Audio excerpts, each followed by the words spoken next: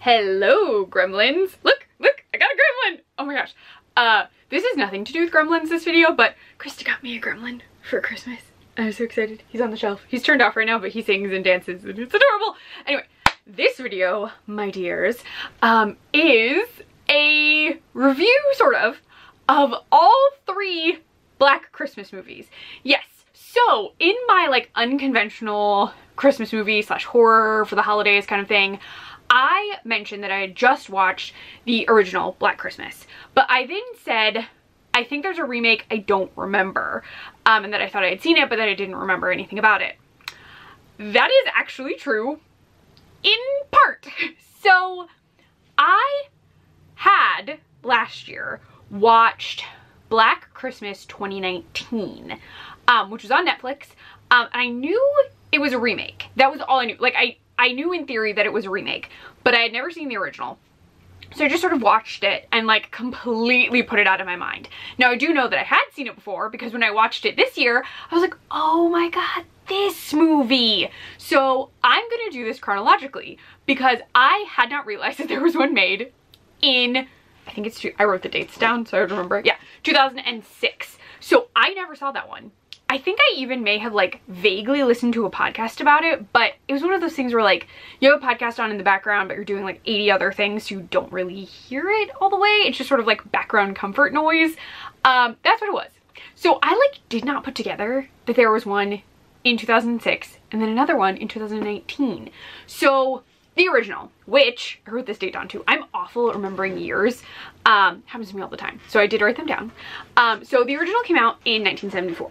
Now, I did already talk about that one in my unconventional Christmas movies video, but in case you didn't watch that, or in case you did and you just forgot, that one is set at a sorority house. We are basically in the sorority house for a lot of the movie. Now, we do go to other places. We go to like a studio that someone's boyfriend is at.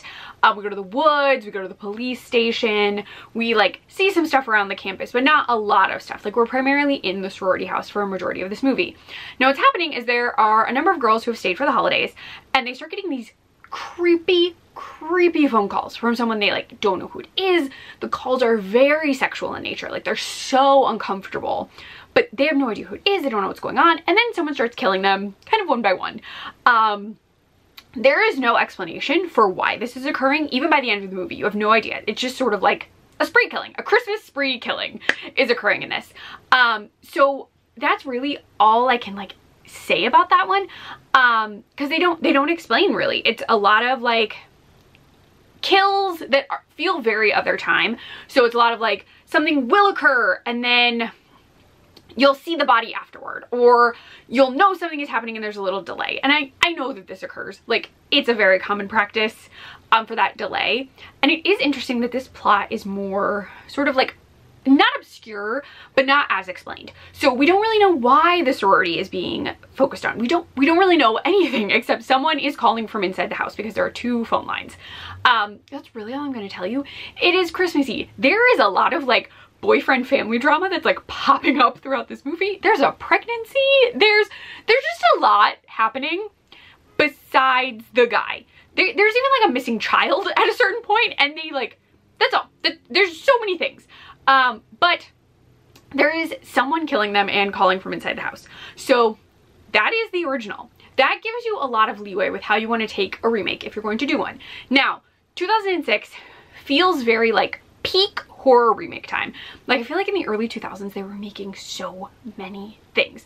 House of Wax got remade, Friday the 13th got remade.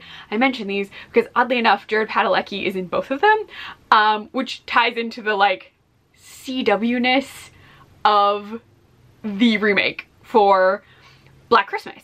So what's so interesting to me is while technically I don't think a number of these people are from the CW, has Michelle Trachtenberg, she was in Gossip Girl, but she'd also done Buffy, which is another like WB, yeah, I think it still hit CW, like during the name change, I believe. And like Lisa Chabert is in it, which somehow, I don't know that she was ever in a CW show. If she was, I'm sorry, but like, it just feels very like CW, early 2000s remake, where like people you recognize from other stuff were going to be in this to like get you invested in going to see it. This one is wild.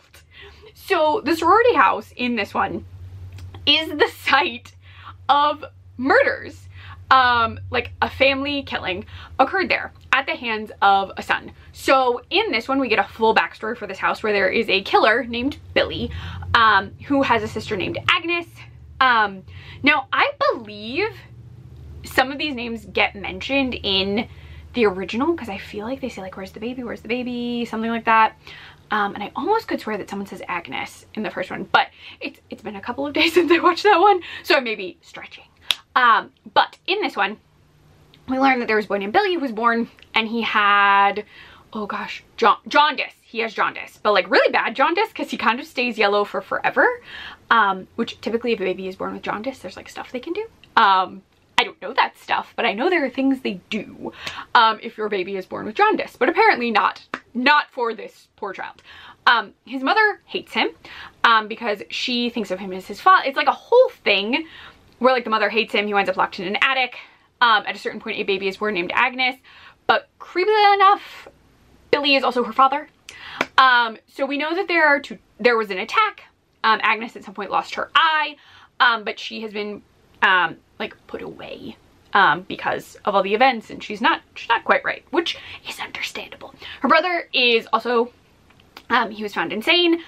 He has been locked up, but for whatever reason on this particular Christmas, they start getting odd phone calls. We see girls killed immediately. There is this is actually tied to the original. There's like bag suffocation that occurs. That happens in this, but it's gorier. There's like suffocation and then stabbing. The whole thing, wild, absolutely wild. This one is gorier for sure. This one has those like super like eyeball fixated gore moments. It has chase scenes. It has fire. It just has so much going on. There are so many kills. There's peeping Tom points. It's just like, it is so creepy. And in this one, I'm going to point out there have to be two killers. As the movie starts, you know there have to be two killers because Billy is still imprisoned. He is in a mental facility, I believe is what they call it, for the criminally insane. So he's there, but killings start before he gets out. So someone else is doing something. There's also like a boyfriend for a while. Oliver Hudson is in this randomly. This one, just wild. Also, this one, I'm going to reveal this because it's part of a flashback. They do a thing that is so gross, and it was in the Mother Krampus movie I talked about. They show Billy cookie cutter someone in a flashback, their flesh, and then cook said flesh in the oven to make Christmas cookies. And I was like, we're already doing eyeballs, and now we're doing extreme cannibalism. Cannibal cookies. That's just, it's so gory and so gross, and like we get a solid backstory, which I really liked. And then we move on to the more current remake, which I had seen first, oddly enough. So the 2019 Black Christmas is absolutely not even the same thing. It shares a name. It involves sorority sisters, set at a sorority house for some of it. But it is way different. It does have that sort of like, is it the 2000s? No, that's wrong. 2010s, 2020s. That sort of like wants to be woke horror vibe. And that's not a bad thing. It just gave me like Coven Legacy vibes.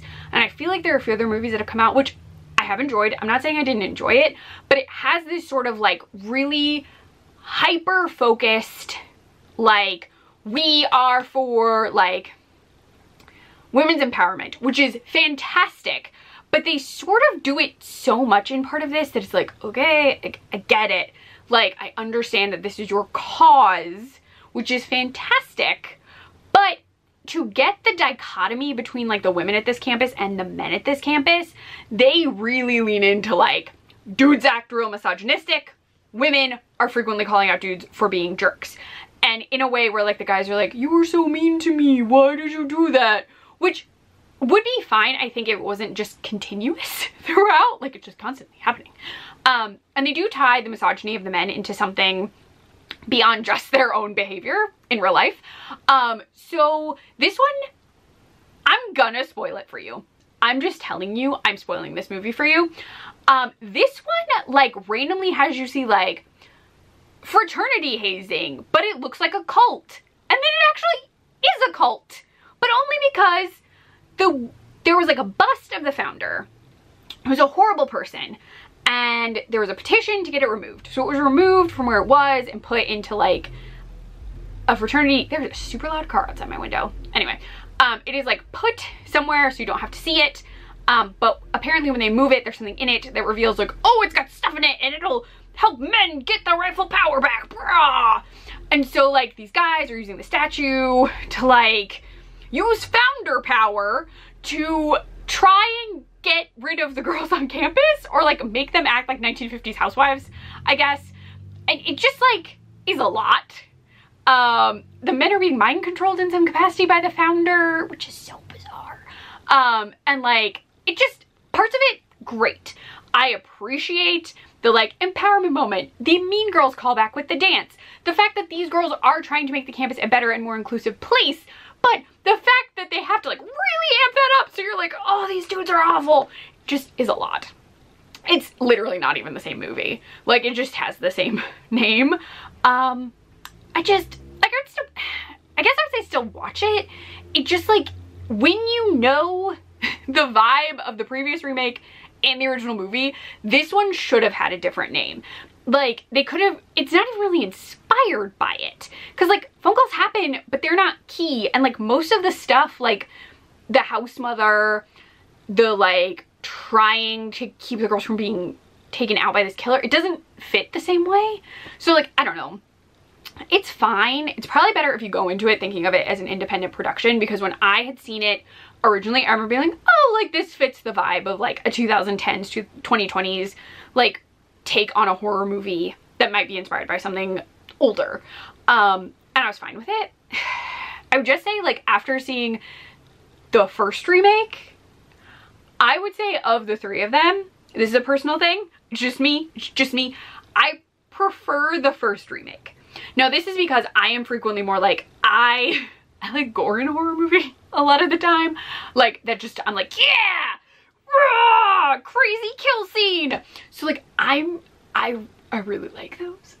I also like that one has the plot with the flashbacks.